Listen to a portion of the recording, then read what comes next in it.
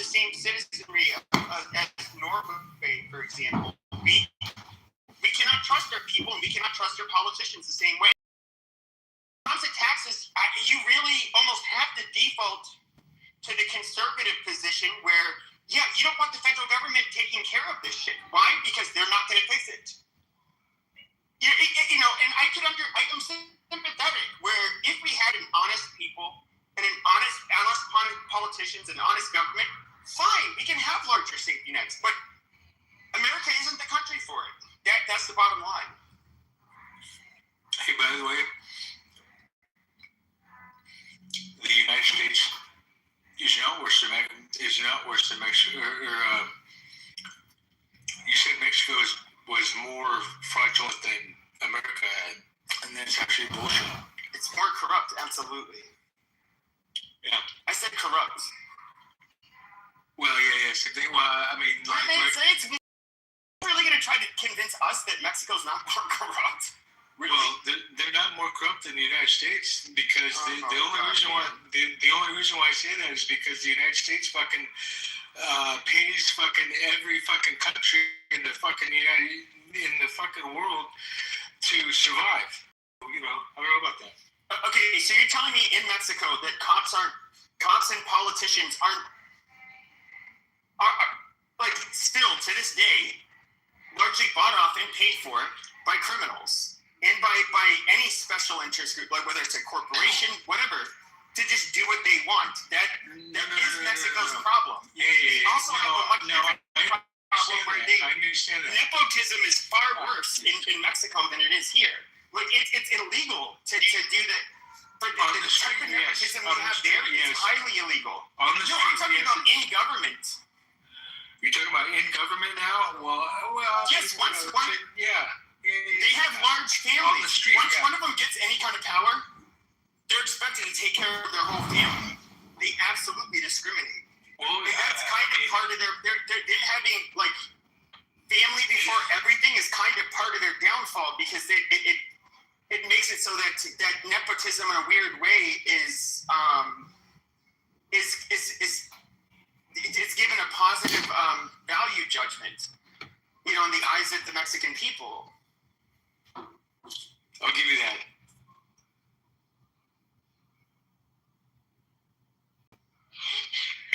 Out of all countries, who is the most corrupt, do you think? Like, just out of all the countries?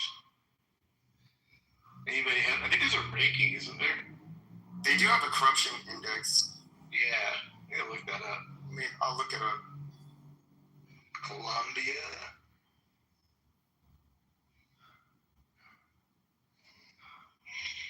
It depends, like, is it financial or criminal, I suppose? Because Ukraine would be, like, right up there with, like, financial corruption.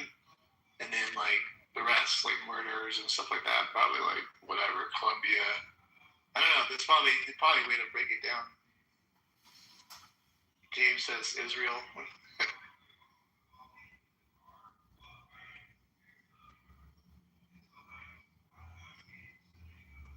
I forget the name of the word for it in Israel. It's like anybody who I guess is familiar with Israel, they know this word. I don't know. I forget it. I think it starts with an F. It's like it's what you call like a sucker.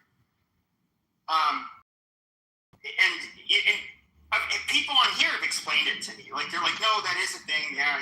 It's in other words, don't be the dumb sucker that plays by the rules in a way where you will, you know, not come out ahead. And so there is like, they look down on, in a weird way, I don't know how to put it.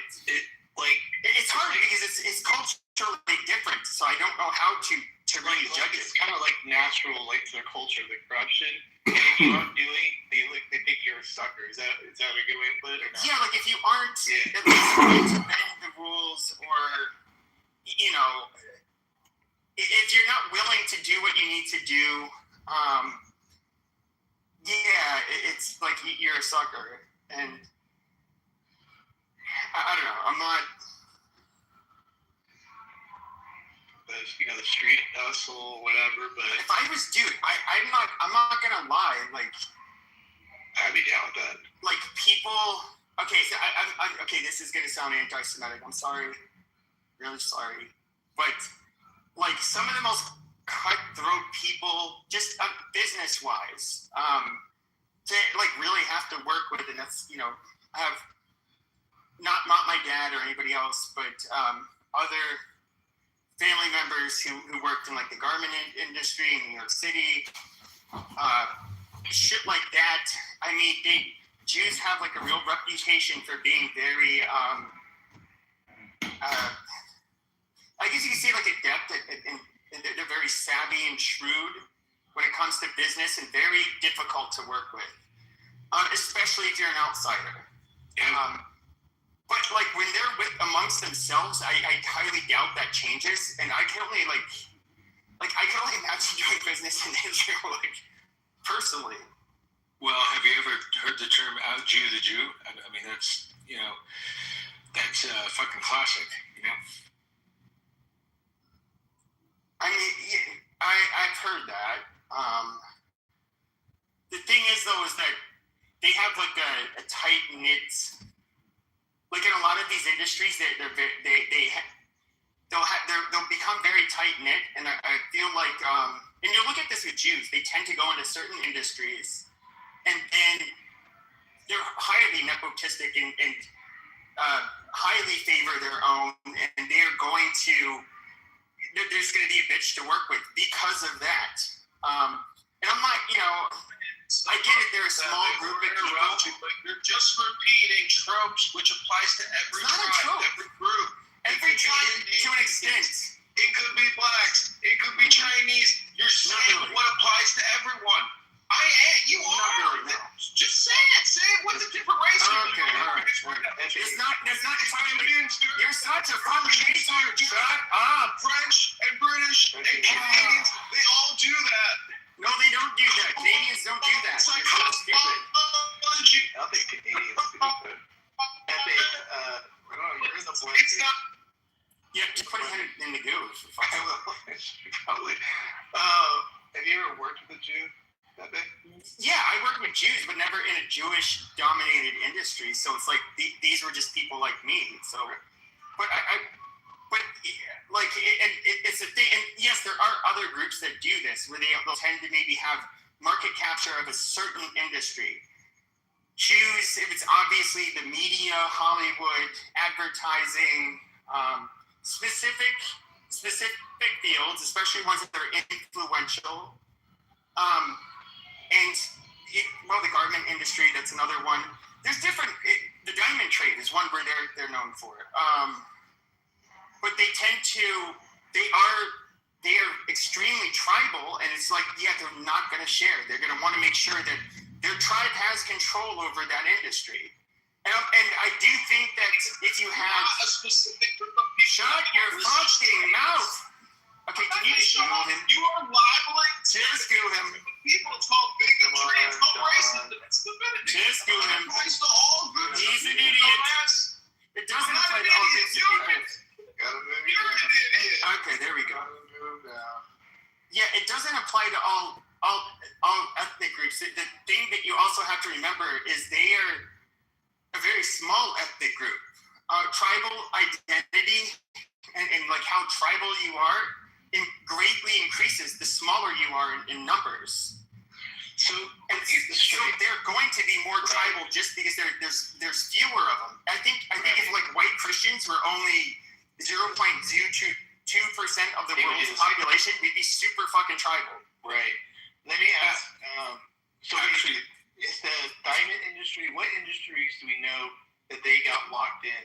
Like is that really like definitely for sure the diamond industry? I mean, I'll look all this stuff. So Hollywood's a given. You can look at just the media in general, whether it was the print media, it was broadcasting. Here's the thing: if you look at the 1970s, 70% of the ownership, just the ownership, was Jewish. Then if you start getting into like who was also in other words, they were so saturated in the media in general that if you start looking at who was on the editorial board. I'm sure she'll show up. She makes some good arguments. She showed that they're not Jewish owned, like most of the Hollywood. No, I said in the 70s. Oh, you're about the 70s. So yeah, 70s was at their peak, and so the 70s. So you have ABC, NBC, CBS, the major broadcasting channels. Then you have the major publications. I believe it was like Newsweek. I don't know if the Atlantic was. New York Times definitely was. I got a question. Then a bunch of the hold on a second. Yeah. But a bunch of the other ones, and it's absolutely they dominated that industry. Advertising, what was it, 52nd or 42nd Street? I forget the name of the street. Like that was largely Jewish. And it's not. I'm not saying that they. There's not like a nefarious thing that's going on here. It's just like they ended up capturing that industry and dominating it. And just to our point, they were very good at doing, like, the little, what's the word you just used a few minutes ago? Very good at, like, not sneaking, but you know what I mean, getting their fingers in. I don't know how else to put it. You know well, I think, Hollywood, they were the ones that, like, were the pioneers. So if you think of, like, the film industry, they're, like, the OGs, the originals, the people who founded it. Right. Now, when it comes to television, that really spins off from Hollywood. When it comes to news media, so I'm trying to think, I'll make this as concise as possible. So we limited the number of Jews that could go into Ivy League schools, for example. We had a hard quota on them. So I think it was like, initially it was like 10% maximum Jewish, 20%, they ended up increasing it. And one of the reasons was because if you do purely merit-based admissions into Ivy League universities, they could, even though they were like 2% of the population, they could make up 30, 40, 50% of the people that would get in based on merit. Now, with that being said, these are very educated, intelligent group of people that I think that, once they're in industries like the let's say news media, they're going to dominate. I mean, they're going to be extremely overrepresented because that's how they do academically. Right. And so, it's not, like I said, I'm not saying it's nefarious, but what I do find highly annoying is that I hear Jewish people try to say, "Oh, yeah, we don't like really have much control of the media or Hollywood." It's like, shut the fuck up! Now you're just belittling me and playing in my fucking face. How you doing, Gildas? Monica, hello. What's good, fam? Matt, I don't know if you want to know, but I put it in the chat, that documentary from Heritage Foundation. Cost sign current. Oh, yeah. Did you already send me that or no? I forget. I listened to it this morning on Clubhouse on a replay. It just, the window to watch it for free is closing. What was the name of it? Was it about that guy that was just promoted by Donald J. Trump?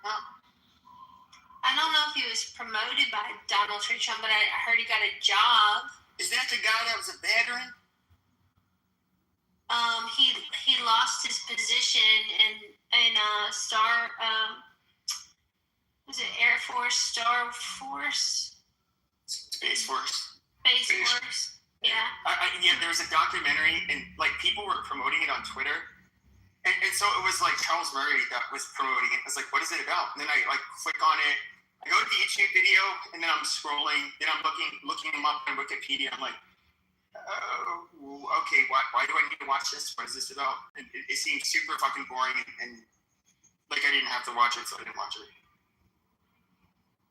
Amazing.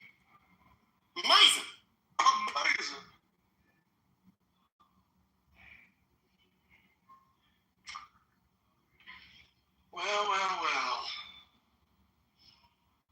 Pepe ruins everything, man. Like, everything. I ruined everything. See, you just wanted to come in and talk about your documentary and pace, and then I ruined it. I ruined the flow of the room. Matt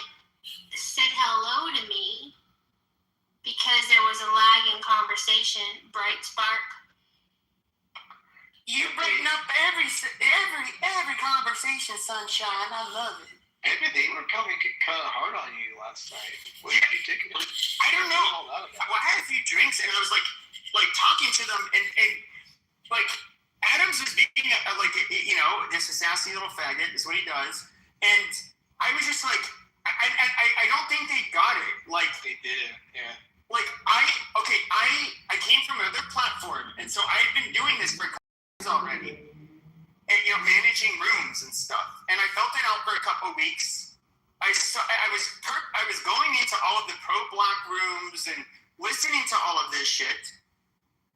So then I open up my own rooms, and I literally start saying how I feel, but this is where I was kind of like, my goal was to be their narrative destroyer. And I would say, oh, we're killing you guys at such a high rate. Okay, let's go ahead and look at the statistics. Let's look at how many white on black homicides there are. Let's look at how many police officers are killing blacks each year versus whites. How many police officers are getting killed by blacks versus whites. Let's just look at all of that. And then, they can't really come up with anything other than a narrative in response. And then, a lot of them, because there's a good chunk of the black population on Clubhouse that does just resort to being fucking ghetto, and someone go, oh, I'll fucking kill you, cracker, and all of this other stuff. It's like, okay, mate, thank you for proving my point. Amazing. Oh, yeah, dance for me, chimp. Amazing. Thank you.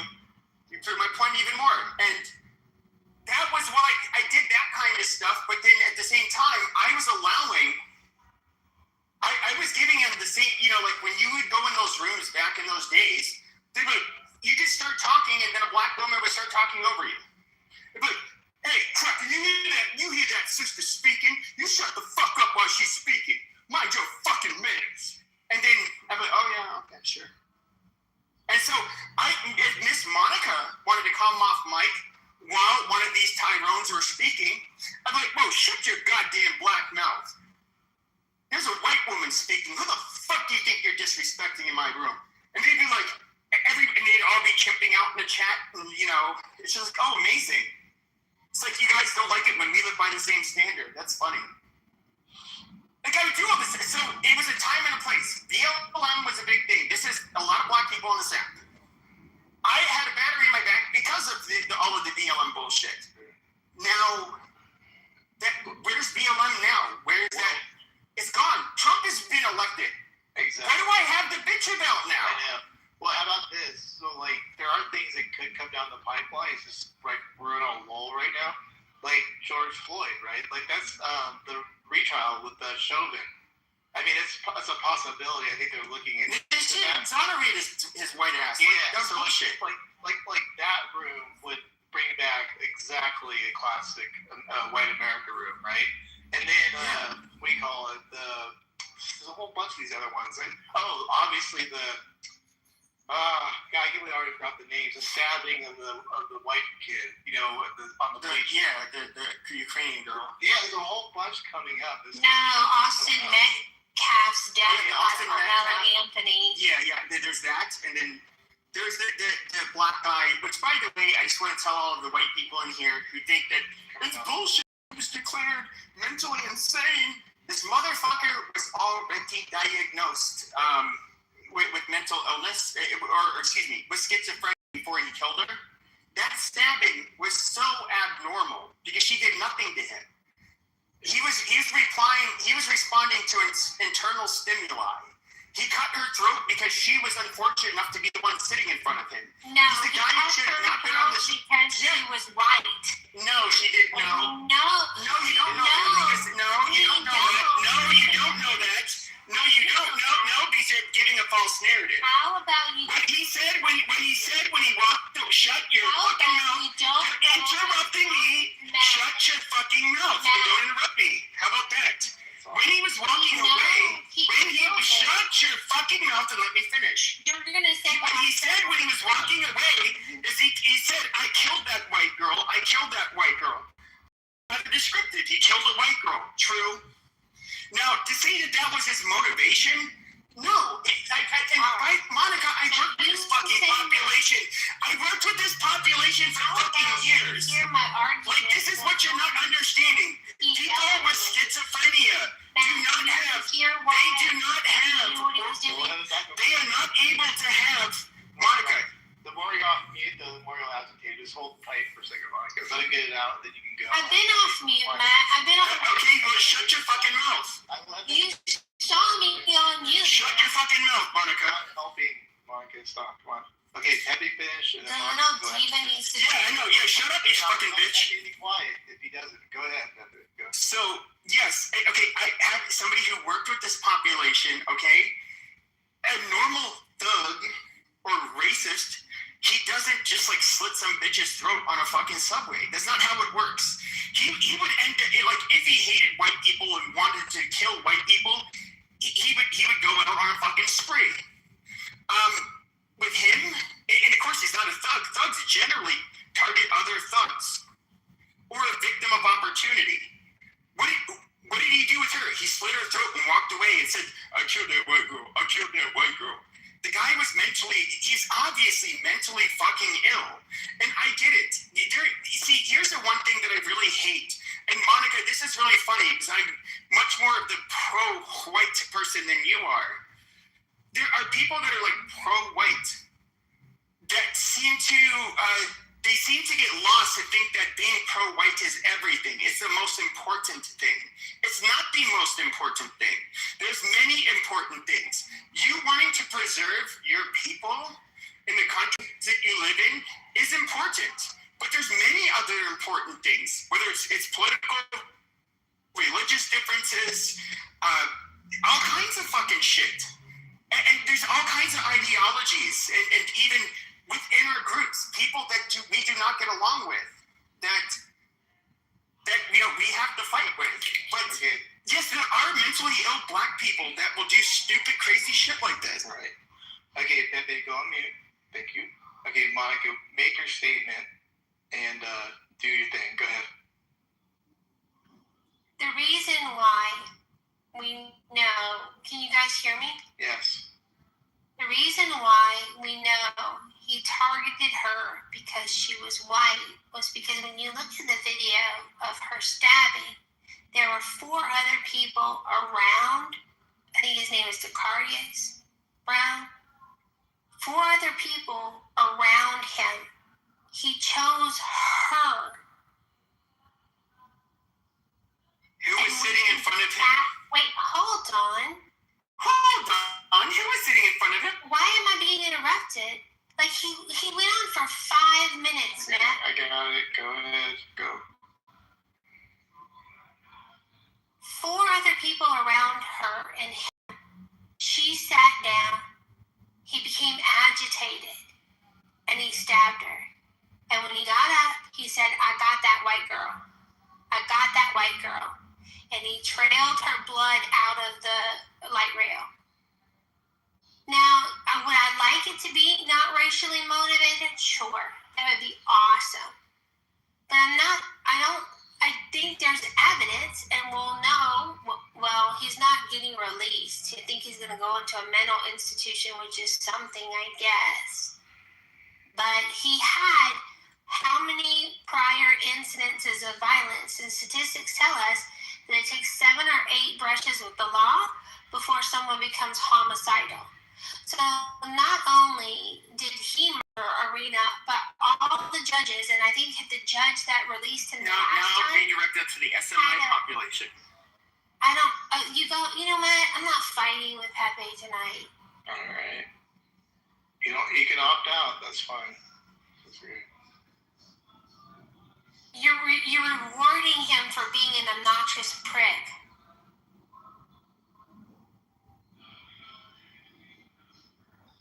The judicial system failed Arena too.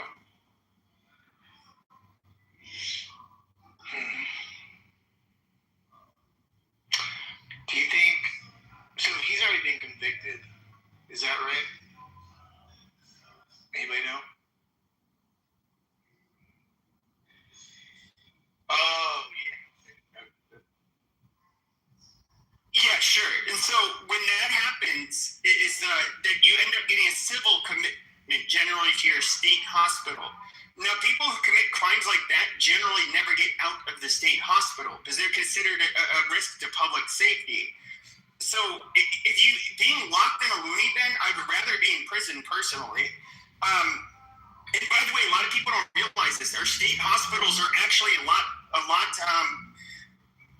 less safe than our actual state prisons, because the people that get sent to the state hospitals, generally they have very few beds, so they basically consist of a lot of people that were civilly committed that were not found fit to stand trial. So it's a lot of, you have a very violent, mentally ill. In most states, because they I'm talking about the state hospitals, not the county hospitals, not the private hospitals, but in the state hospitals, like here in Arizona, we had, back in 2007, we had 90-some beds for Maricopa County with over 4 million people. Now, that meant that basically you only got like murderers and people who did horrible shit that ended up having to stay there. And the assault on patients and assault on staff ratio was fucking insane in comparison to our prison system. I was actually interviewed for a job there, and I was going to replace a guy.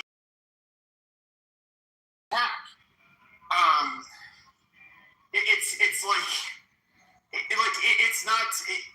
These people do usually end up spending the rest of their life in these fucking facilities. These people like him cannot be rehabilitated. And he's going to prove that while he's in the fucking system. I mean, that's just how it is. And Monica, I get it. You hear what he said about a white woman that he killed brutally, and you want to just like,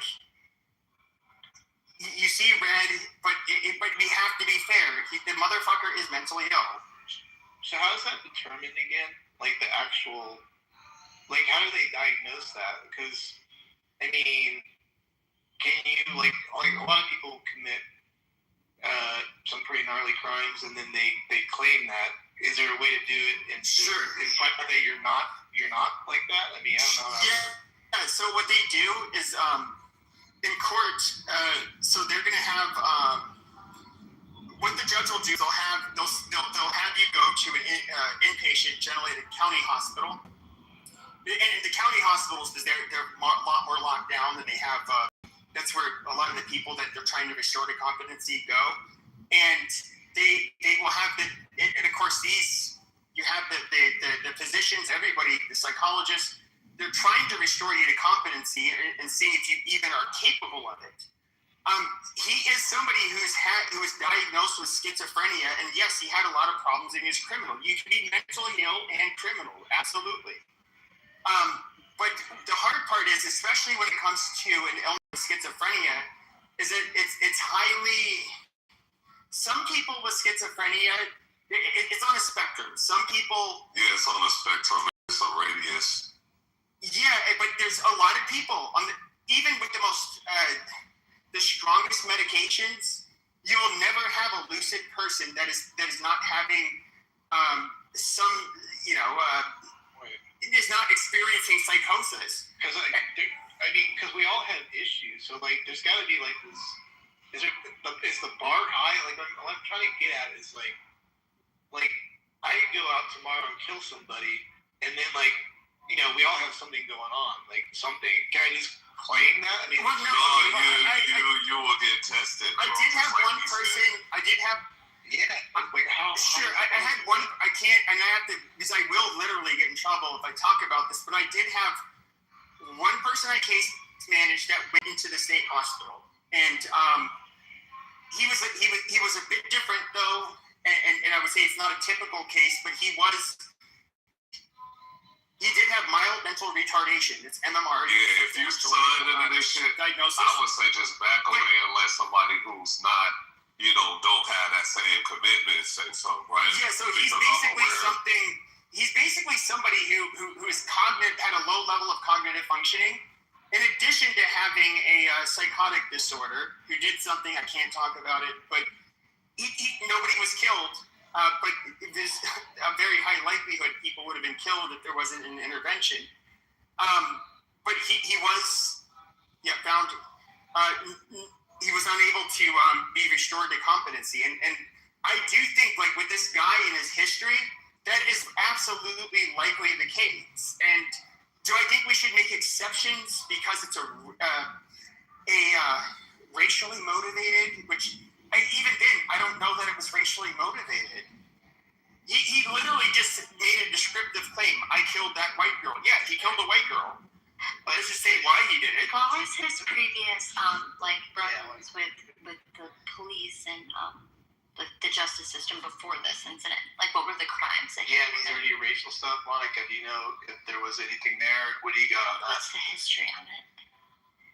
Because didn't they say that he was arrested with seven times or something? Yeah. Because if it showed, I mean, I guess then it still doesn't matter because he's been deemed mentally competent. So, but why wasn't he deemed for those other ones? Like, this is also Right. With a lot of the criminal justice reforms that you've seen in different states, I believe in criminal justice reform for one reason. It's unfair that somebody who commits a serious crime that is rich gets to post bail, and while the other person who's poor, who committed the same crime, doesn't have the money to post bail, and they have to rot in a jail while relying on a public defender, and then they're more likely to plea out. All that bail is traditionally, hey, okay, I'm glad you paid your bail, but here's the terms of your release. You're to abstain from alcohol, drugs, possession of firearms, committing any crimes. You were to check in whenever we ask you to. Any interaction with law enforcement, you have to report that to us within 24 hours. Yada yada. Otherwise, we're going to end up revoking your bail, and you're going to be remanded into custody until the conclusion of your trial. Okay. Now, it's called conditional relief.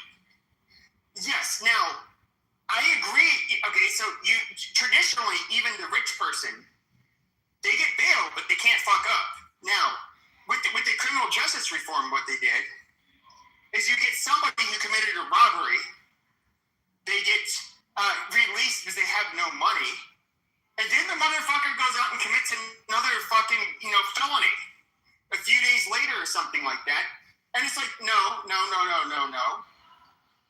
We need to have the old system where, like, okay, if you can't afford a bail, fine, we'll let you. Because all bail basically is to make sure that you will remain not a threat, up until trial, and that you will come to court. But once you fuck that up, okay, your bail's revoked. And so for anybody who fucks those pre-release conditions up, they need to go back. They need to go into custody. That's that. Like, this idea that you should just be able to just like keep on giving people second chances after they're committing within days or weeks of each other serious felonies is fucking retarded. You can't operate a society that way. But I think that Matt was saying, like, so it took him to kill someone for them to realize that he had. Let me tell you something. Good point, man. I'm on bail right now, so fuck what you say, nigga. You stupid. But you're gonna get pounded in the ass and Are you lying? You're a faggot. You're in jail? I'm actually like that in real life. I really do be slapping niggas in real life. And you get your cheeks slapped by or clapped, I should say, by niggas in prison. That's cool. Can't wait. Man, come on, Pepe. You gotta do better comebacks. What the fuck, man? I haven't been on my trolling comedian shit. Like, that shit, it's a use it or lose it. It's like it's a like, we need to put you in a conditioning camp or He's something. always Like, clapped fuck. Education, a right wing. Yeah, it's like, bro, I'm waiting for him to say some shit, and now my fist be pumped. I'm like, yeah, here he comes. And then it's like, His whole short. No, but we gotta know. You're gonna get rammed in your fucking ass by a nigger dick until you're farting cum bubbles for weeks, you fucking faggot. There you go. bro, that's a little bit better. Yeah, I ain't gonna lie. That was a little bit better, man. I ain't gonna lie. We gotta know the tea. Why did you get booked, Mikkel? Why are you a convict? Why are you a criminal? Tell us what happened. Come on, don't be shy now. Prostitution, we know what it was. He was at the bus station begging for customers, and then he got caught. No, he stole nail polish after he had his mani-pedi. Oh shit.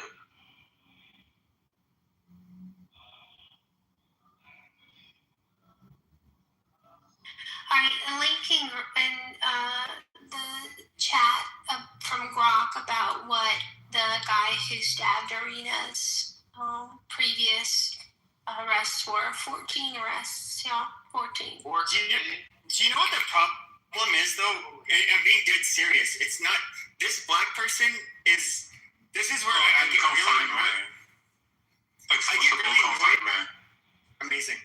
I get really annoyed with the people that are pro-white, and they look at this mentally ill, unfortunate soul who really doesn't have control over his own mind, and they try to use him as like the poster boy of a black racist. When this motherfucker can't even manage his own life, or probably a goddamn thing in his life, and it's just like, oh, okay, you need to choose your shots. You know who's really, really, really, really, really to blame here? All of these fucking liberals that want to give these people the kind of leeway to do what they do. I mean, at the end of the day, this is a sick soul, okay? It's not him that's the problem. He can't take care of himself. He doesn't have control over himself. It's the people in charge that think we should have people like this out on the fucking streets terrorizing people. They are the fucking problem. And I get it. It was a black judge, I believe, that was granting him all of these second chances. And probably, if I'm being realistic, but she knew that, yeah, this motherfucker's crazy. He has shit, you know. Who wants schizophrenia? I wouldn't want it. That would be a horrible existence. But at the end of the day, the biggest problem in America is literally white people.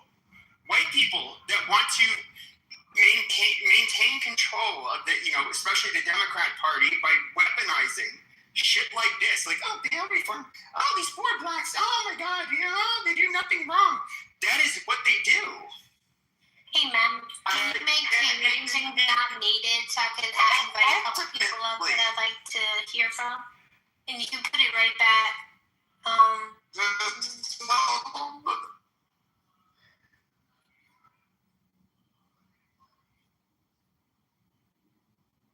I just came to just be as I drift off to bed because, you know, I'm waiting for Brad to come in the room.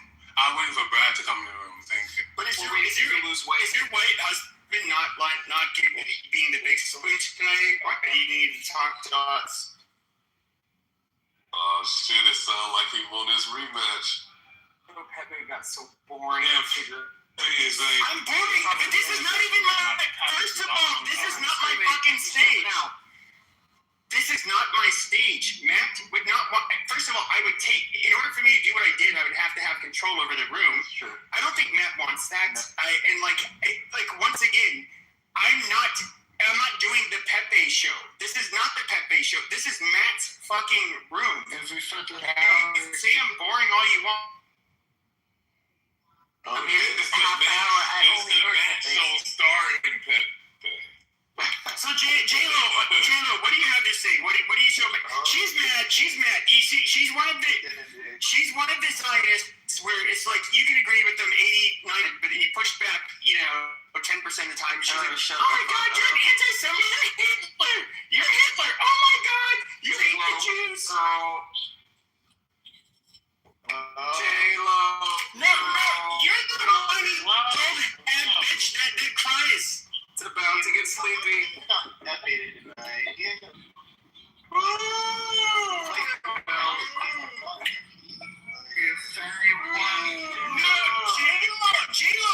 J-Lo is one of those women where she would come into my rooms when I don't really approve of the goddamn war, and then all of a sudden, like, you're an anti-Semite. Oh my God, why would you?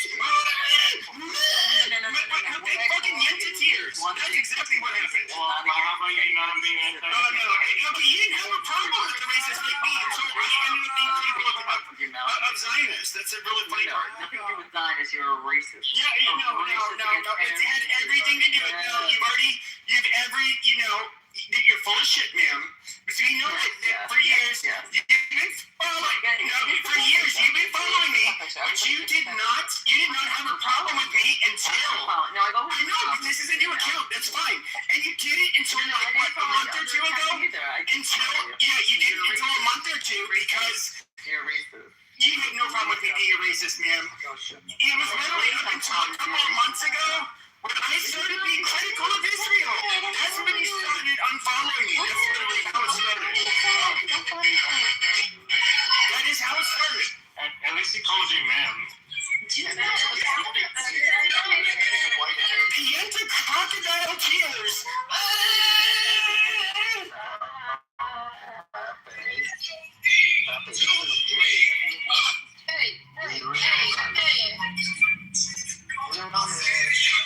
We just bombing some kids. I said a Jew, man. Jew. Hey, I'm not gonna do it.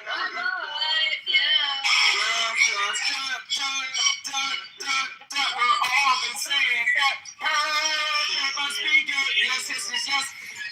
And we saw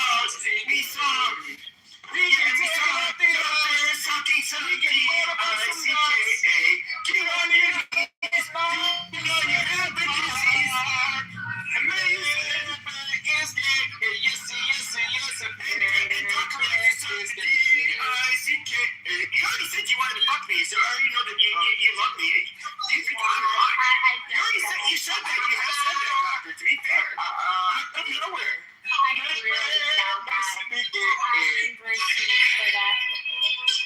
No, he actually did say that. I'm not. These are the conservatives. That's crazy. Yes, they are, Matt. Yes, they are. But actually, but everybody here knows. Hey, Holly. But Monica, shut your Karen mouth, bitch.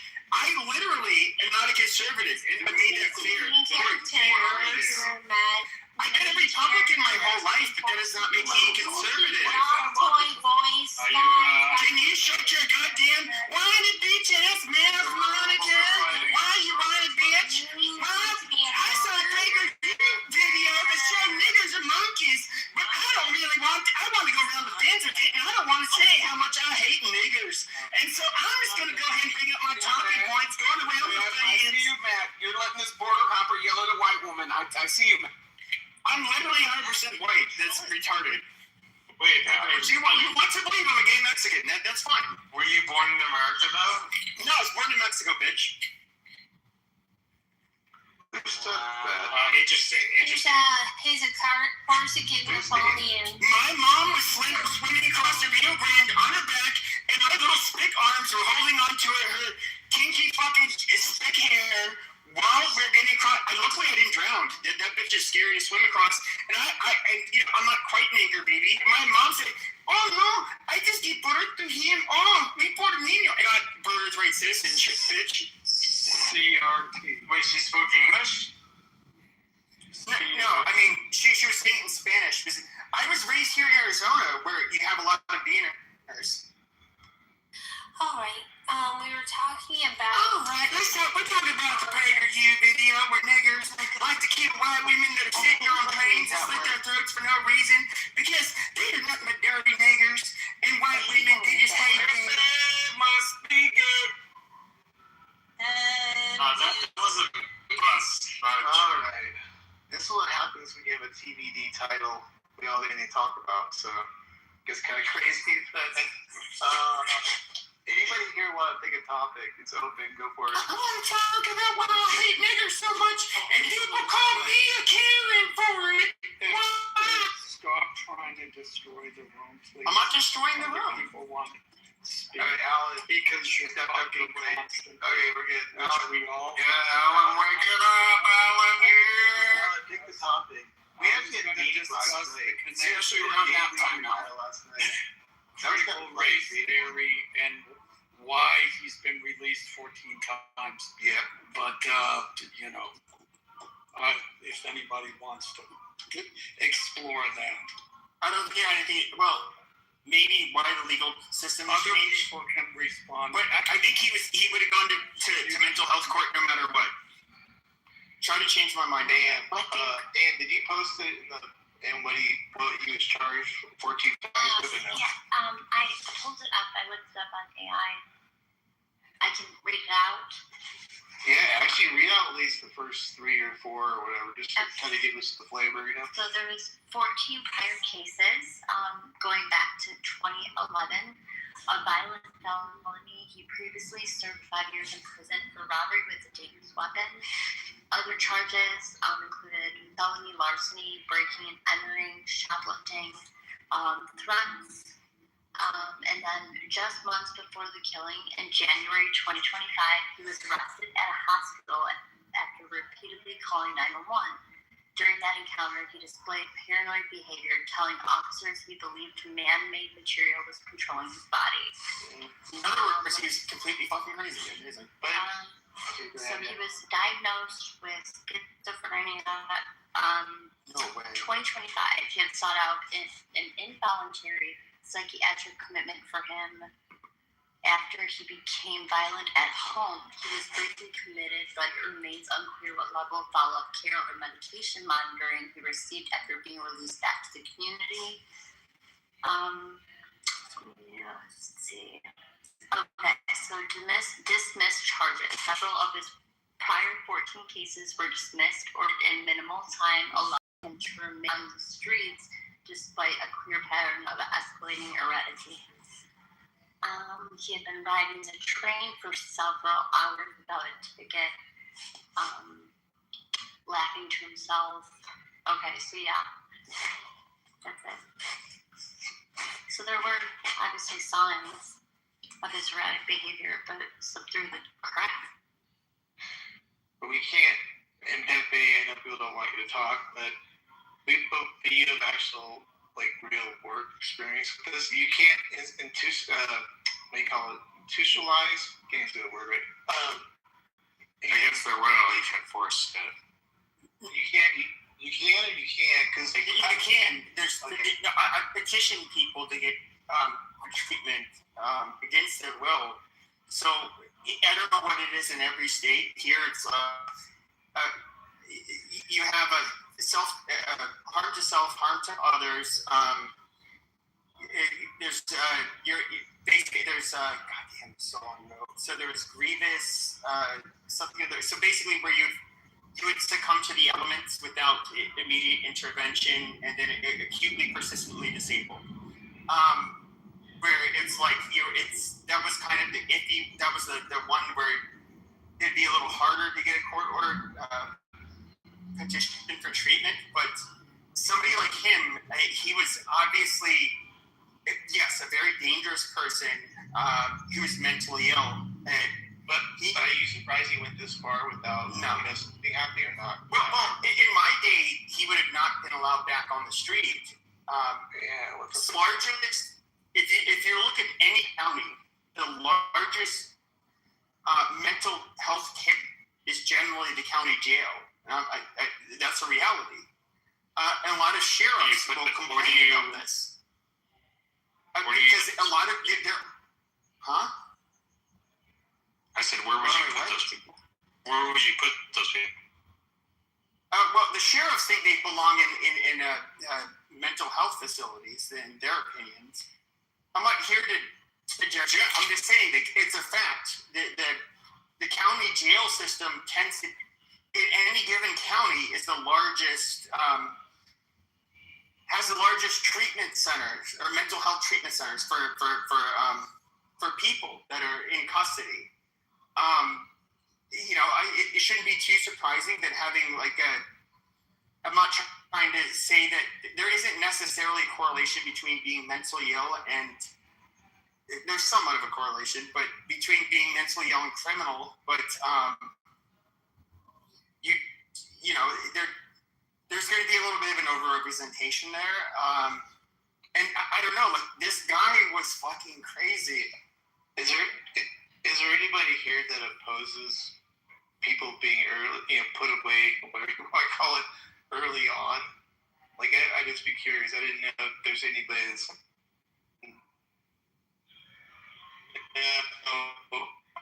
I'm so anti all that shit. What's that?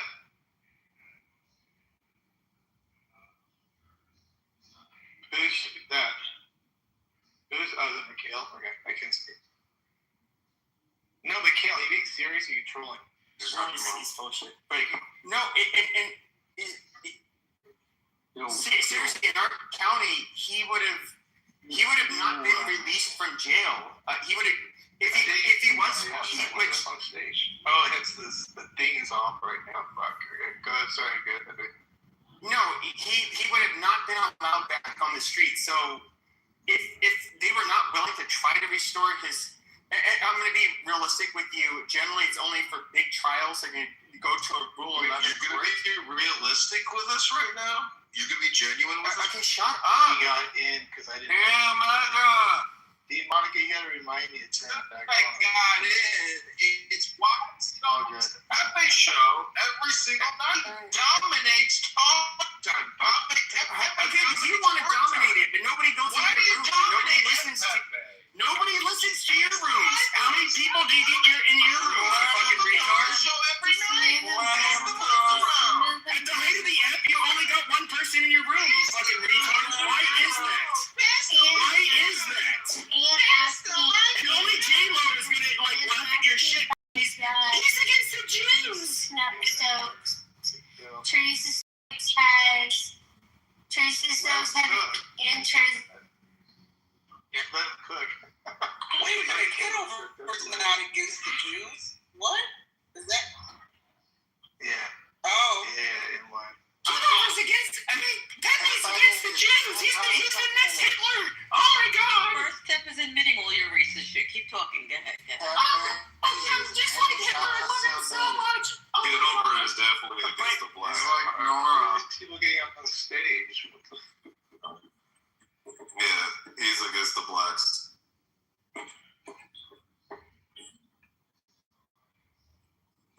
We love the blacks. Well, what's funny, after October 7th, so many of the Jews. Spirit of the universe. What's really funny is it's really funny how so many Jews after October 7th became Republicans and they became anti-BLM and they started being kind of racist and pro-Western.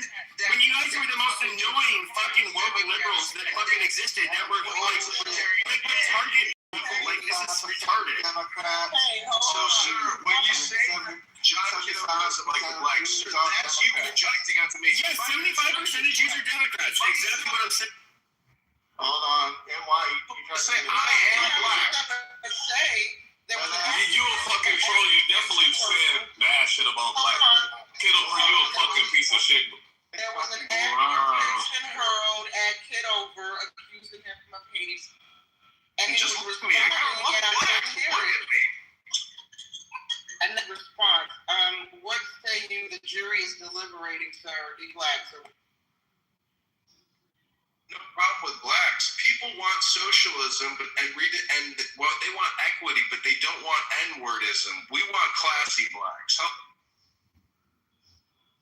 There it is, Mike King. I feel like I don't believe him. And the reason I don't believe him is You love the blacks love Trump, okay? Don't even worry about it. He was my biggest fan. He came into my room every fucking day when I was doing White America. He came into my rooms every day, and he was dick sucking. And like he's somebody.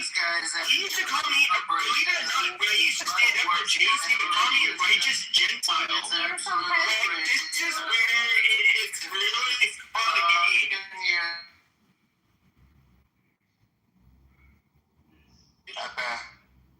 Epic says is a line very low IQ. In fact, can't articulate that he can't even check. You sound like that woman who okay, the man was running for Congress. He was running for Congress. He wanted another stage to speak on. And you apparently got married while you were in Clubhouse the same day. Like, really? Are you fucking shit? Yeah, wake it up. Like, I was literally trying to take it. He was like, Adam, I've always tried to avoid like being like mean to you, but like the fact that you keep on digging like you did last night, like I don't want to go there, but I will be like really mean to you. So I'm just saying, if you want to go there, we can go there. You're gonna get my account clipped? That's what you're gonna do? Wow. I mean, in other words, you want to be a bully. You want to be a bully and then basically try to get their account clipped afterwards and they respond. Like Adam, I haven't been talking shit to you or doing anything you, but you're being very disrespectful and going after me out of nowhere. Like, this is fucking retarded. Pass the mic, please. Thank you, Doctor. No more tantrums for the night, Doctor. Adams, I wasn't fucking with you. I wasn't talking shit to you. Please. Let's progress. Alistair, somebody kick this fucking faggot to the goo. Like, why is he on stage just disrupting the fucking conversation? I'm sorry, why is the fat foreigner asking me question?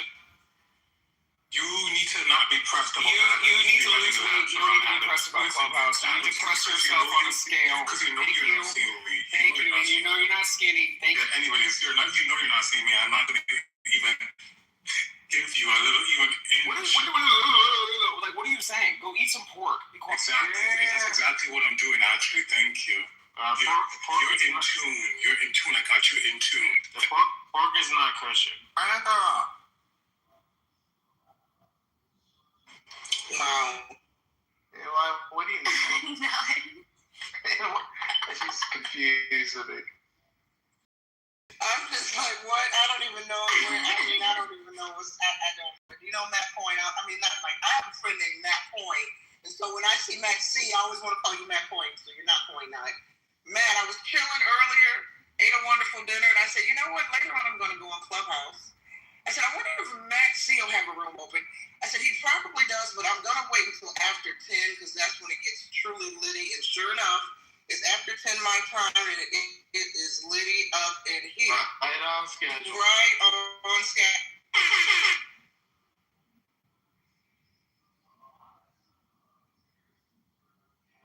It's so quiet. So anyway, the judge that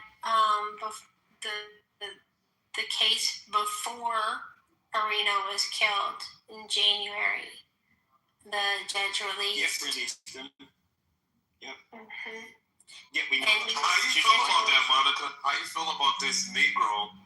You know, killing like How do you feel about this Negress judge that passed judgment, or I should say, didn't pass judgment on this Negro, and allowed this Negro to slit the throat of a white Aryan princess? How do you feel about that?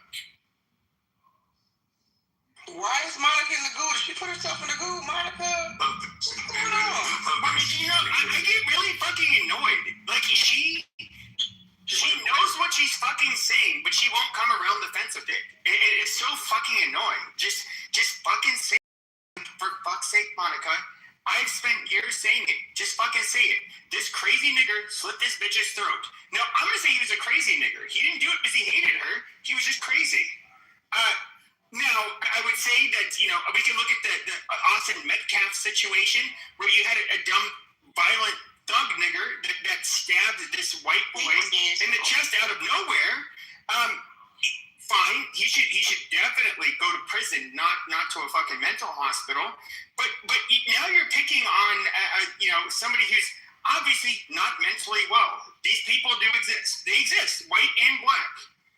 He's a black one that literally does not have control of his mind. He's crazy. No, Pepe. His skin color negates his mental health.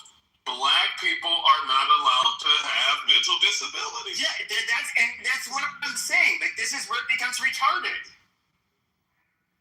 Like, this is a white. Okay, first of all, you can look at the murders, and this is a really puzzle. By the way, schizophrenic people commit violent crimes at a lower rate than any given population. But when schizophrenic people do commit super violent crimes, including murder, what makes them really stand out is that they end up doing it because they're responding to internal stimuli. So in other words, the victim never saw it coming, because why would they? They've never had interactions with this individual. That's so true, Pepe. Listen, I have something to add to that. I was physically assaulted by a schizophrenic years ago, and I didn't see it coming, and I found out he was schizophrenic afterwards during the investigation. Yeah, and that's a weird thing. Like, there's a case in Texas, I remember, where I won't go into the details, but this guy, he's a Hispanic guy with schizophrenia. He's in an elevator with a woman, and then pulls out a gun and shoots her in the back of the head. why would she see it coming? She wasn't a criminal. She didn't think anybody was out to kill her. Then they ended up doing a search warrant, executing a search warrant on his house, and they find like jars of piss in his closet because like his piss could somehow be used against him. Just crazy shit. And it's like, this dude is legitimately crazy. He did this because he's not mentally well. These people exist. And, you know, by the way, he did kill a Hispanic woman in that elevator, so he called racist. But even then, it wouldn't matter if you're black in front of him in that fucking elevator. There's a good likelihood you would have been a fucking. We're trying to rationalize crazy behavior. You can't do that. This is fucking crazy. It's like that, which kind of makes you crazy to try to rationalize a crazy person.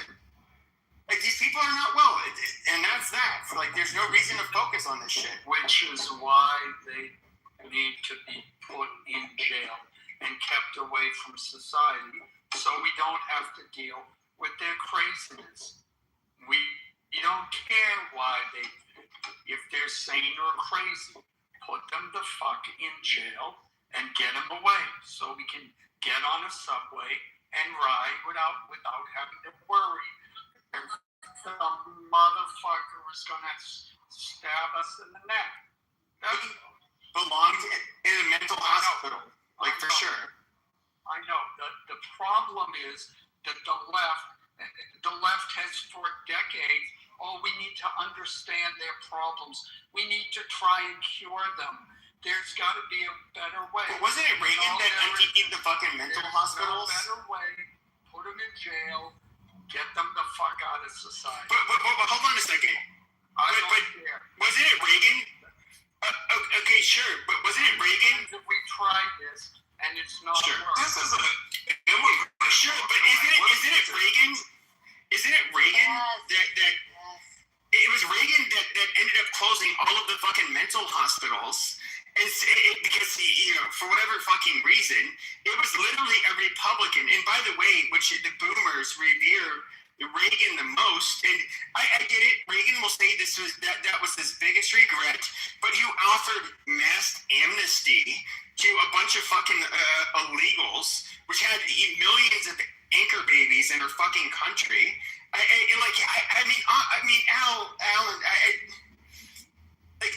why should this was something caused by Republicans? And if we look at who was most hawkish about immigration at the time that Reagan was president, it was the fucking Democrats. The Republicans were far more for the free flow of commerce and people. Reagan is. He was good in some areas, but he was like a fucking disaster in many others. What does that have to do with anything Alan just said? He's the one who opened up the insane asylum, or closed down the insane asylums. Yes, because we had just gone through a period in the 60s of the left wing especially,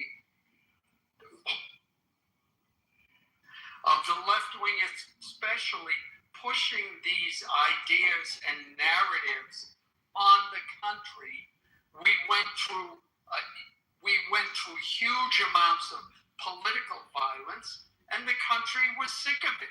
Oh, we got to understand these people. We got to cure them. No, we're not going to cure them. We're not. Put them in fucking jail. They're there for 3 years. Some might get cured, great. They can go out and be members of society, okay?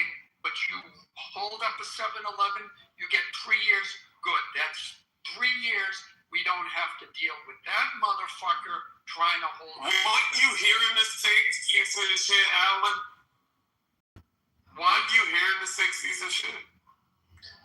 I was growing up in the 60s. But you was here. And even as a kid, I remember seeing on TV. No, I'm saying like, was you still in like your home country or here? Like, come on. King. Come on, that's not a hard question, bro. Born here. I thought you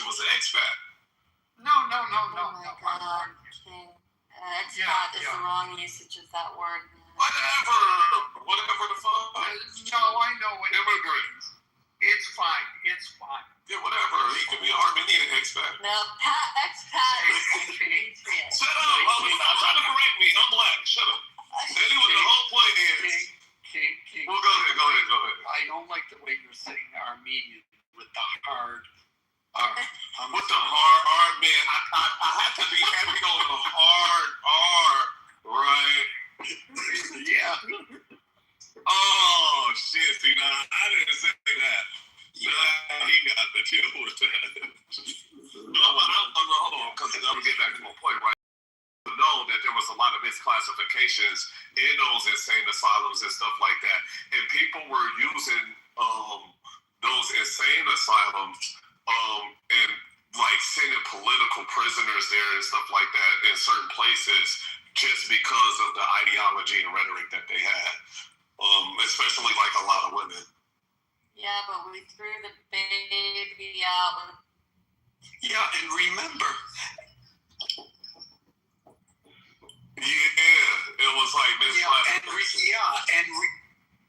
Don't they have were some of the old antipsychotic medications and tricyclic antidepressants, which have a lot of side effects. And I would say, like with the advent of the SSRIs and SNRIs that you had in the early 90s, or it could have been late 80s, where basically things that could have been somewhat disabling for some people could be treated or remedied, with an over-the-counter medication. I know a lot of people say SSRI is bad, whatever. There's a give or a take. Now, there are people that it absolutely makes life far easier for them when they take them. There's one instance where I think they shouldn't have closed down the insane asylums. There was a point where a husband could have his wife committed to an insane asylum if she felt she was getting to be too much of a problem. And I think we should bring them back just for that point.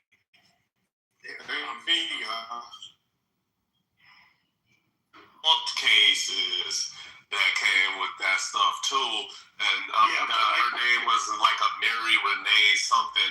It was big, back in your days. I think if you're a husband sending your wife to an insane asylum, you don't care anymore. But there was people doing that just to commit extramarital affairs. Okay, but King, you're from New York, right? Mostly. Okay, but I'm sure you guys have all in here heard of the son of Sam, this Jewish guy that would, he would kill only blondes, and he believed the dog was giving him orders. Not that I know of, but he was killing these blonde women, and there was some kind of directive that was being communicated through a dog, and it's just we have to think about this. Is he a heinous person? Now, that's in a weird way asking, are you a heinous person for killing for your country when you're in combat? He feels like this is a person who's not, his morals are more or less tied around an internal stimuli that is dictating what is moral and what is real, that is not real. So imagine, I've holy shit, I'm trying to think of how to put this. So if you think that you're on a mission from God, to kill somebody, to sacrifice somebody, you morally, because it's God telling you to do it, you're doing a moral killing in your mind. Now, of course, that mind is disconnected from reality. But at the same time, this is not necessarily a sadistic or evil person. This is somebody whose mind is basically betraying him, and his mind is feeding him information that is not real, and he's responding to it. It's kind of that is the really tough. I've been accused of so much shit with the patients I work with. I'm breaking into their house. I'm fucking with their refrigerator. I'm stealing their mail. working with their neighbors to spy in their events and help them steal their meal and take shit out of their refrigerator. All kinds of like crazy shit that I've never done. And that is, and it is kind of. And by the way, there was a black woman. There's one day, years after I had that job, she saw me at a Target. I was shopping, and then she came and locked arms with me, and she one side of her head was like matted, kind of. I don't know how to put it, but then the other side was like poof, like there's a huge afro, and then she's like kind of like singing, and I'm just like, oh my god, she's walking.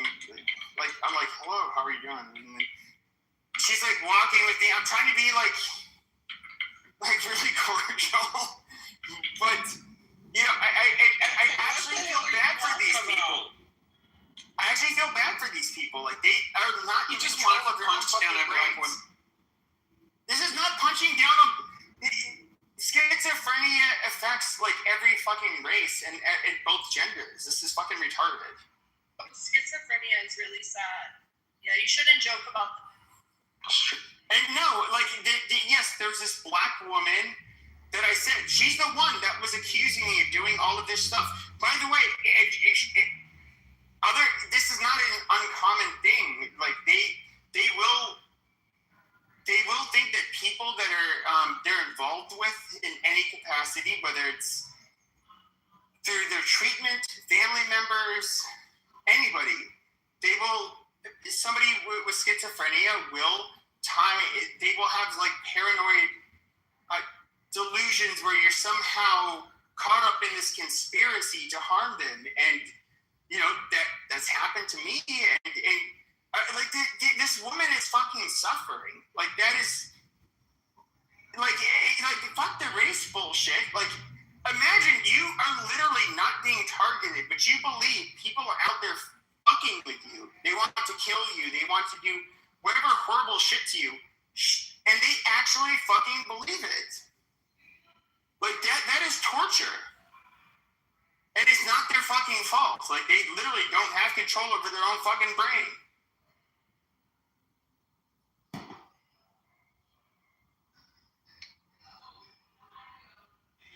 Yeah, I had a roommate years ago. She wasn't schizo. Maybe she was. She was definitely bipolar. And it got to the point where, now when I moved in with her, I had no idea she was bipolar. But I found out maybe 4 or 5 months, but we had a year-long lease, so I had to ride that bullshit out. But during that time, she would talk to the coffee creamers. Back in the day, McDonald's used to have the colorful coffee creamers, and each color was like a different flavor. And she would get her McDonald's every morning and get the different coffee creamers for her coffee, and whatever she had left over, she would line them up.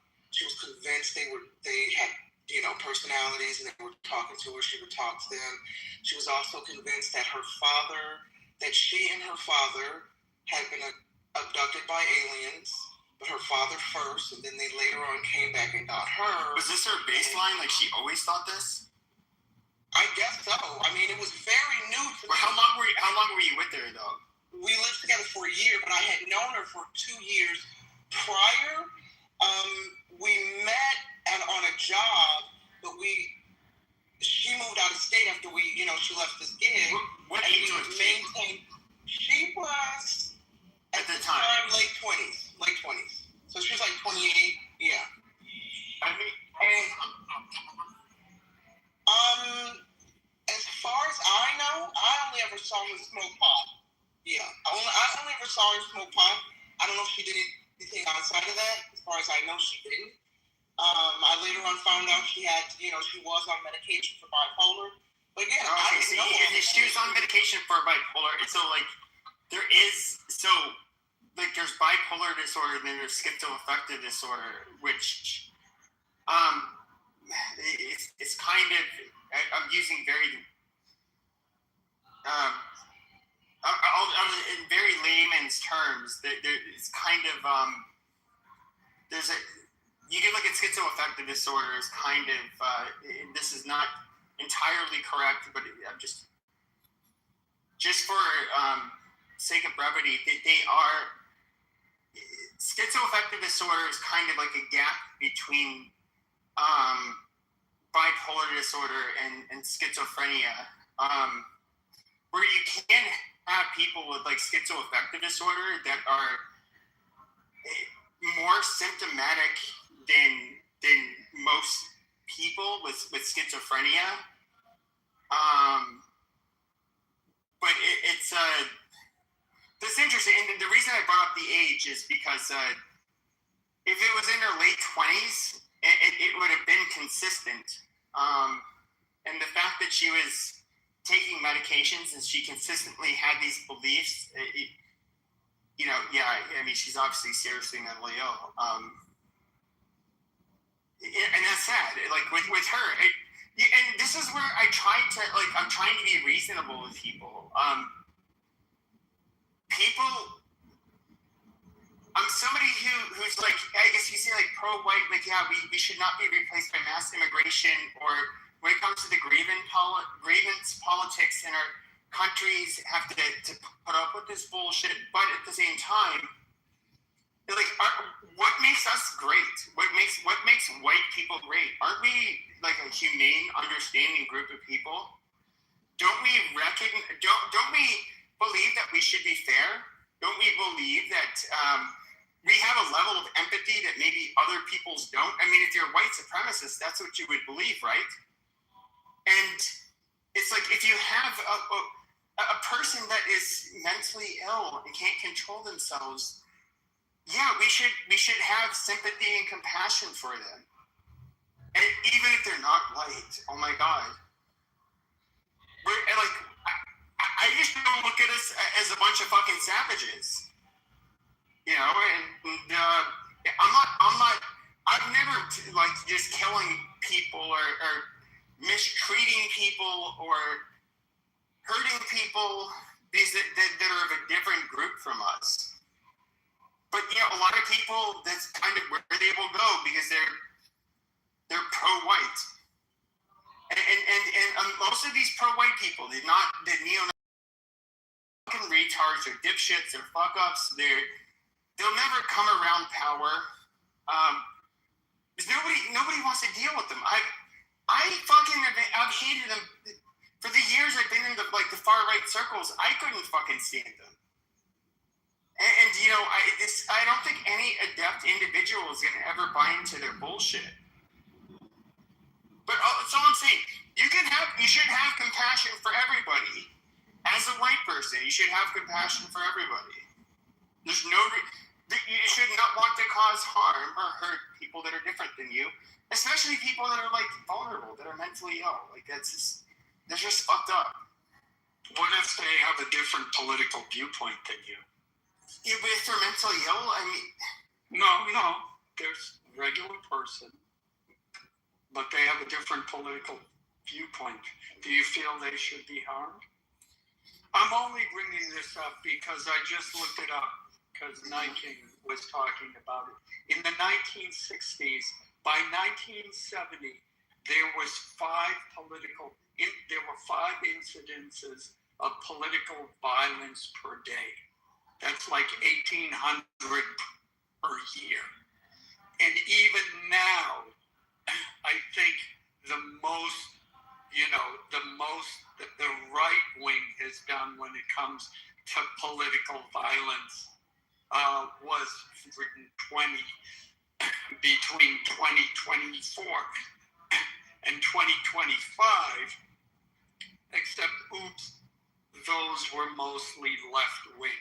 The left wing terrorism has now outpaced right wing terrorism. So the next time, I only bring this up as an aside, that the next time some lefty says that right-wing people are more violent than left-wing, no. The right has a long, long way to go before they even begin to catch up with the mayhem, destruction, murder, and that the left has caused. That's why I brought up the 60s. I agree with you. I agree with you for the most part, but what? And I've understood this for years.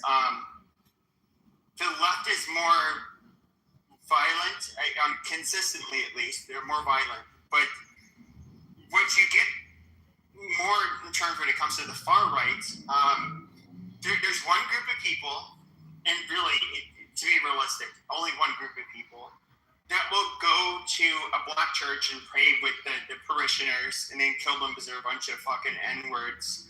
And that's the far right. Go to a supermarket and kill all the blacks. Yeah, that's the far right. And when it comes to going to a synagogue to rack up a body count, amongst Jewish people is the far right. And you know what? We have to be realistic. The far right does not consistently do this, but when the far right does commit violence, it tends to be very horrific. And you're right, Pepe. And the vast majority of people on the right condemn that.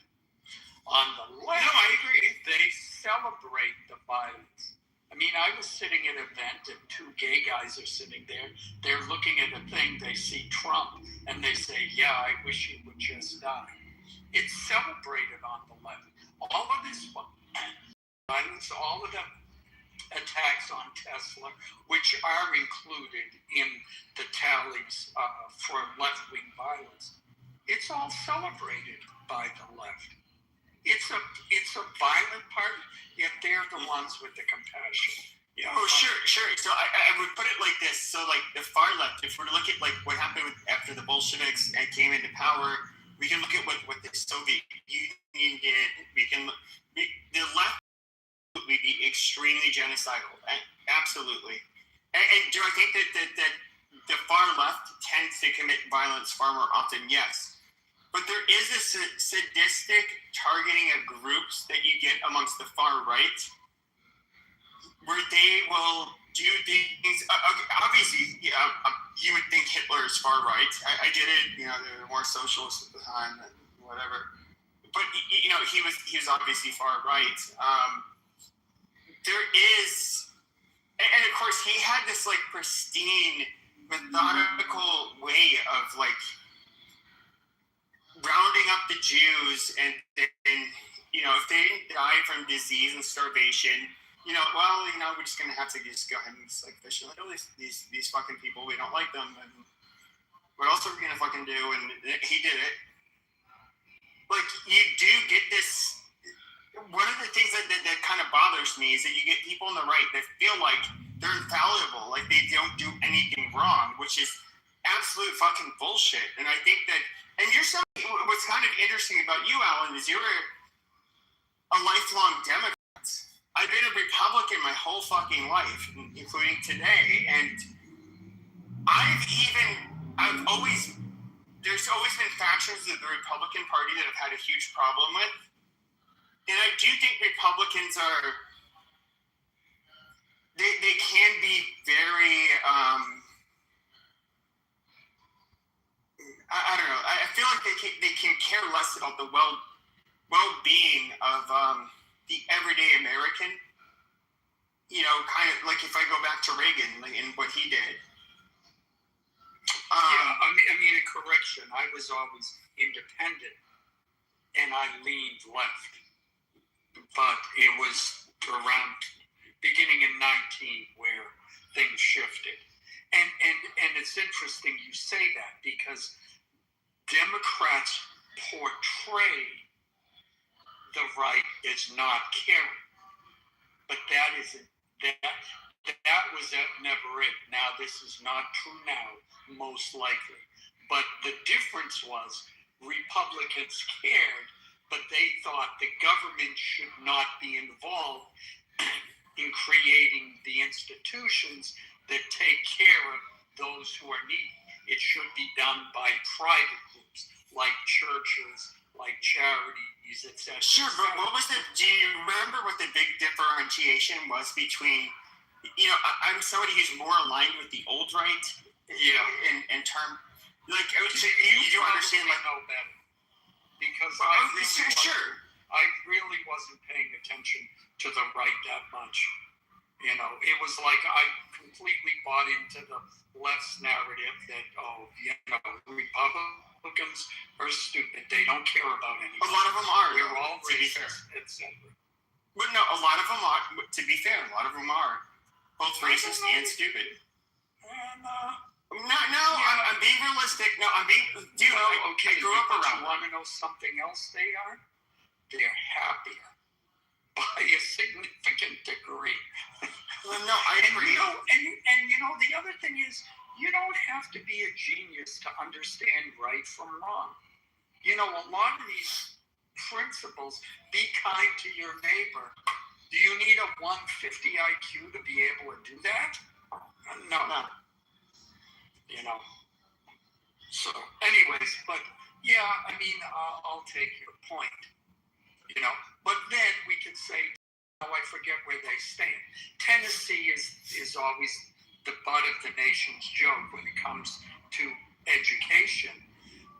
They stopped following all of these new, supposedly better ways teaching and went back to hooked on phonics. And they went from being ninth to being in the top 25 for reading and mathematics for their kids. So, the problem is, and I'll end with this, the left says they care. Elon Musk said it perfectly. He's tired of people who claim that they care and yet they do harm. And that's 99% of what the left does. I agree with you 100%. I agree with you 100%. I would just say this. I forget the name of the exams that you have to use, where they do end up globally as assessing the education and the intelligence of students nationwide. Now, if you were to look at white Americans, Asian Americans, I think Asians might do better in one country, or they might do best here. I forget. If we're to look at, Black Americans, all kinds of Americans, we all do better here. We all do better in our country. However, significant gap does exist between the different ethnic groups in America by a long shot. But when they say our education system is failing, this is where it becomes really weird. We have the most educated Hispanics, the most educated blacks, the most educated whites, all living in a place, which, by and large, we at least if we judge by the demographics of the United States, we're succeeding there. But when it comes to the overall national averages, yes, if we only had whites and Asians, we'd obviously be doing a lot better. Asians do better than whites, obviously. I think a lot of you guys know that. But the blacks and the Hispanics don't do as well as us. And we can look in Israel, even, for example. As we were talking about that country earlier, there's a huge gap between the Mizrahi, especially the Mizrahi Jews, and the Ashkenazi. A huge fucking difference. They're not the same. They had different selective pressures for a few thousand years. And like wherever you have like the Ashkenazi Jewish population go, they tend to do really well. Nobody can deny that. I mean, well, yes. I'm sorry. Yes, there are differences between different racial groups or ethnic groups or groups from different areas and the environmental pressures that may have helped or hindered them. But I just as to point it out, in that the Tennessee example I gave, it was majority black. So it's not that somehow in this particular case there's a deficiency within the population of black people in the United States where they're not doing I think that the problem. It's well, there's two. Let me finish. It's number one, they're being taught, which include, again, the lovely CRT, and look up Teaching for Social Justice, which is a big, that's a group that has a major influence. They had a major influence on when they redefined the math frameworks here in California. That's number one. Number two, Asian students do more homework. They know this for a fact. They're doing much more homework than everybody else, including white kids. That's double that of white kids. No, I absolutely understand that. The difference. But my position is, though, and I'm just going to be very frank with this. I do believe there is nothing you can do in terms of human intervention to make it so that white people can be on par with East Asian people as far as academic achievement.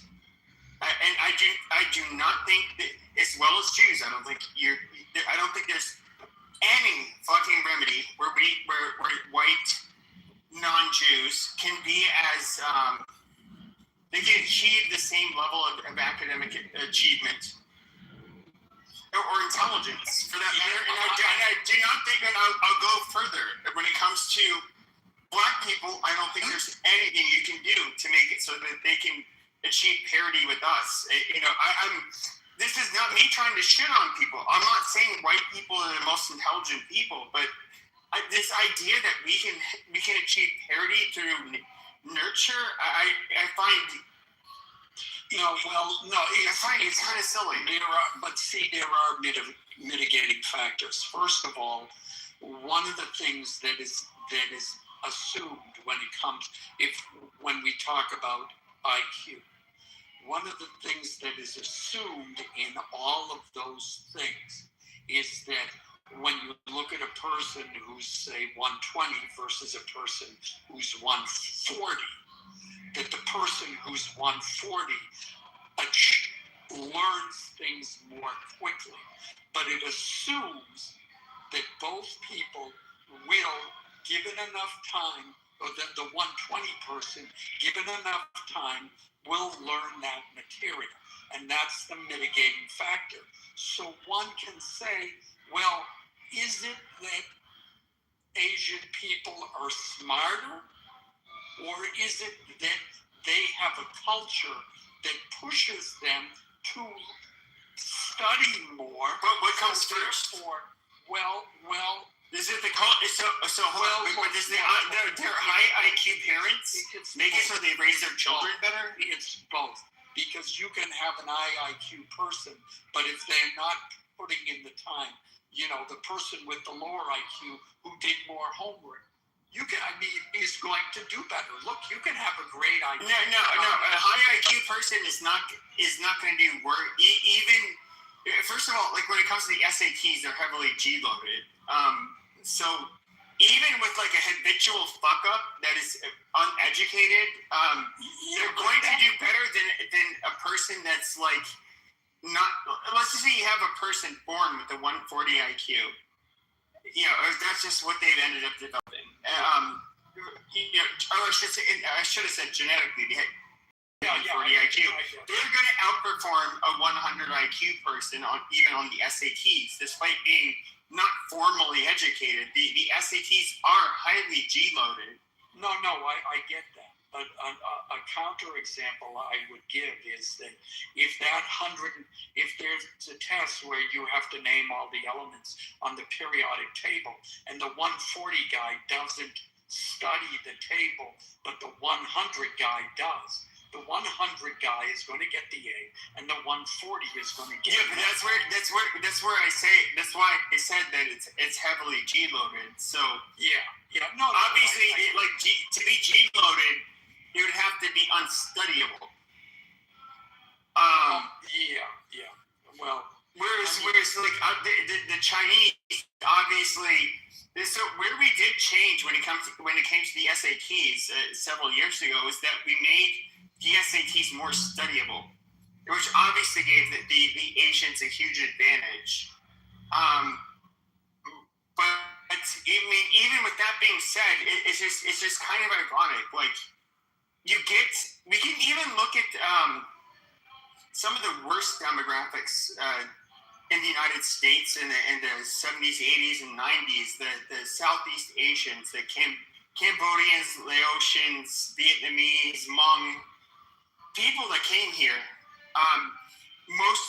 Most of them, not all of them, were peasants. Their children were highly violent, criminal people, per capita at least.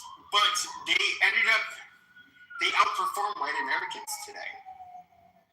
By every fucking metric, they outperform us. Yeah, and what? And it's that's not part. Is that a part of their culture? Because these are fucking peasants. They're literally like, and I was friends with some of these people. They were chopping their food on the fucking floor of their kitchen. Like, and I'm not saying it's insulting. But they're literal peasants. And when I say peasants, I don't mean it as a pejorative, but they were peasants. And so that's all they have. I mean, and yet they were. I mean, look, I understand that, but it's don't look. I look at it this way: you can have, as a musician, you can have 100 musicians in a room. They're not, and let's say all of them all practice the same amount of time every day. There's still going to be people that are better than others. There will still be people who they progress. And there's going to be the guy that out of millions of you, literally. Yeah. Now, on the other hand, at the same time, in the real world, not everybody practices the same. Not everybody puts in the amount of time. And so the thing is that, again, you have those Asian cultures, Indian culture too. It's like you come home with a beat. Oh my God, the parents are in hysterics. They're ready to jump off a cliff because you've shamed the family with a regular A, not an A plus. It's the end of the world. So it really does make a difference because now you've got not just your parents, but every extended family and the extended culture saying you better fucking study, you better get to it, and it makes a difference. It just, I mean, there were some white communities where there's that kind of pressure, but certainly, what I remember reading about is the culture in the South was if you went to college and then you came back and you started saying anything contrary to what the established beliefs were, the comment was, well, that's your education talking. And it was meant as a disparaging comment to someone who had gone to college.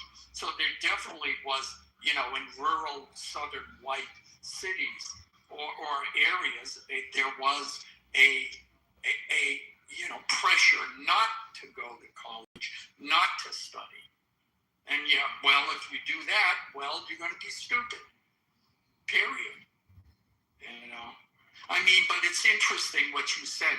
When I applied to graduate school, I had to take they were called the GREs. I don't even know what that freaking. GRE, yeah. Yeah, you couldn't even. So I had to take it in music. So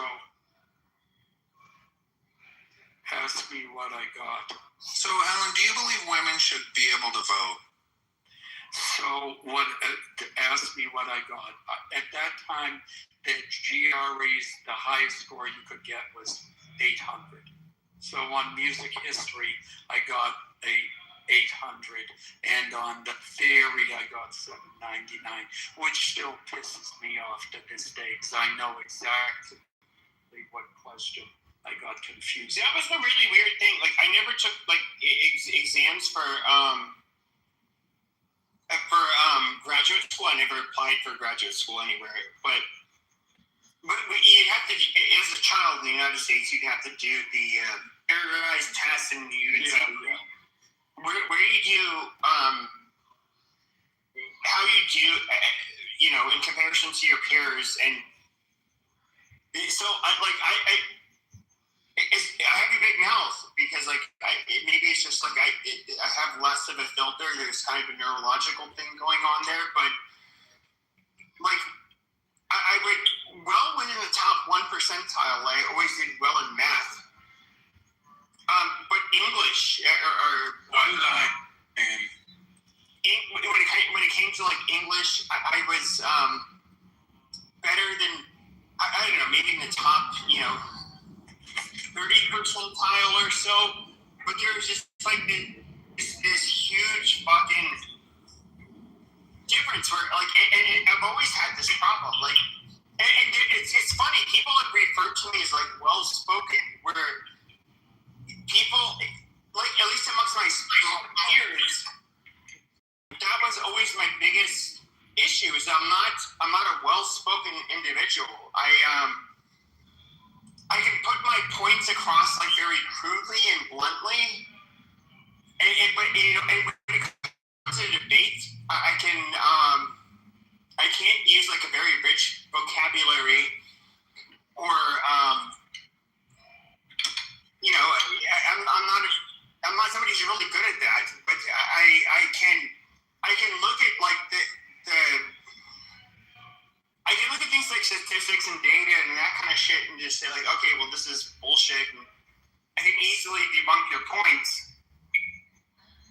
But I'm not, for whatever reason, I do think that's genetic, personally. I've always struggled with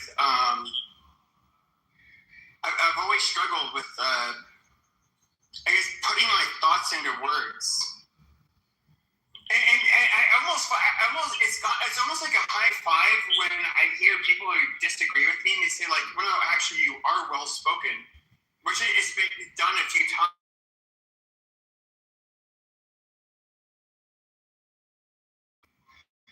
I'm not doing it. It's just, I don't know, it's just weird. I'm not a very verbally gifted individual by any means. And I don't think by the way, I don't think I can study my way out of that. That's a natural weakness. That was the one area where I've always done poorly. Read books out loud. That'll solve that. I'm serious. That's it. What do you think actors do? They look at a page and they read I did it, but I'm a full-grown adult now. Doesn't matter. Can adults learn a new language? Yeah, they can. Not at the same. No, but here's where. No, they won't learn it as quickly, and they not even close to as quickly. In fact, if you're exposed to another language growing up, since birth, you can often speak both languages fluidly without an accent. Let's just say you pick it up a little bit later, because your parents want you to learn only English. Still, you're going to have much more of an advantage. But even if you were to move to another country and neither parent spoke that language, they're let's just say you moved from England to Turkey. Child was, I don't know, 6 years old. The likelihood of that child speaking fluent within 6 months. Pretty high. Within 6 months. I've seen it. There was a family from Argentina. The girl was 7. They moved in next door. The 7-year-old, within 6 months, she sounded like an American. The 16-year-old had a very difficult time. Yeah, the neuroplasticity that we experience is so just in the world of boxing. Here's one of the things a lot of people don't understand. It's yes, as adults we're much more intelligent than let's let's say a 7-year-old. I think we all agree there. But you teach a 7-year-old boxing. Within months, you can transform them to be a much better boxer than you can train a much more intelligent 20-year-old to be in years. Like they just absorb it, and they the way they move, how fluid they are, it is so much different. Well, it's that, on the other end of the spectrum, it's, starting a kid on dance and ballet when they're 5 years old compared to an adult.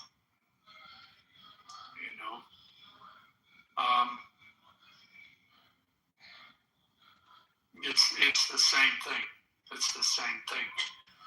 But, if it was but regardless of how old you are, if it's something you wanted, you could do that. That's how actors sit and read out loud, and they practice speaking in different ways with different emotion and different deliveries, etc., etc. It's a skill.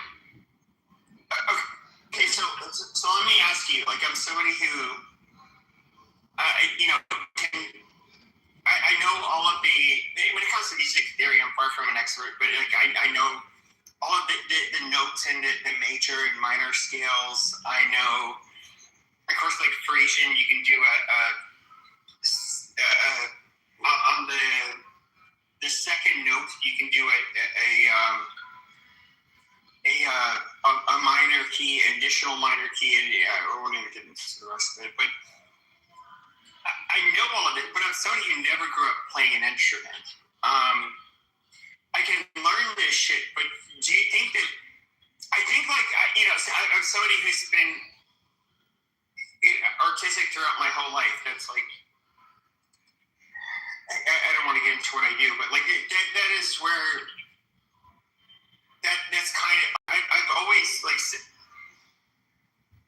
so since I was young, I went to art high school. I got kicked out of a Catholic school, into public high school, went to 3 art high schools and dropped out. I don't want to get into it. It's a fuck up, but throughout my whole life, I was rather artistic in comparison to other people.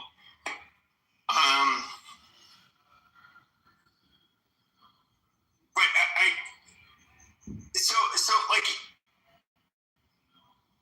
I don't remember my question, but I'm not sure what you're trying to say. Okay, so do you think that somebody like me, for example, who's never played an instrument, I basically, I was. Are you going to be a concert pianist? No. No. At my age, this is something that's I've talked to musicians about this, rather similar to boxing. You have those that started very young absolutely dominate. Yeah.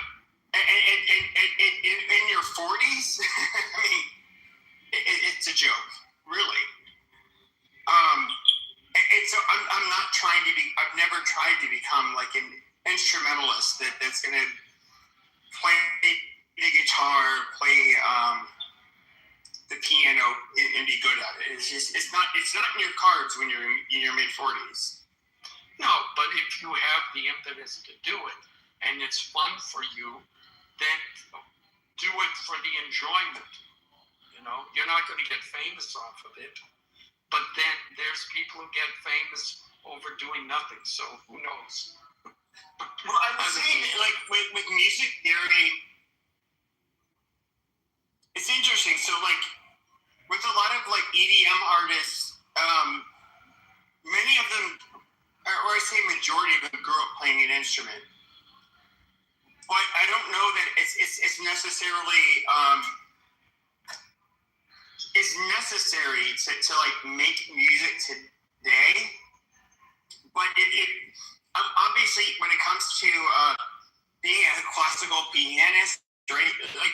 It's not even fucking never gonna happen. But when it comes to I mean, first of all, we can look at hip hop. I mean, I don't know what the fuck that is. They'll use terms like, "Oh, we'll supply chords because the melody and whatever." It's just like the level of chromaticism or I don't know anything. It's just kind of just like garbage, for lack of a better term. Well,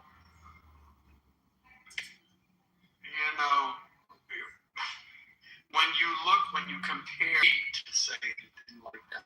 No, I mean,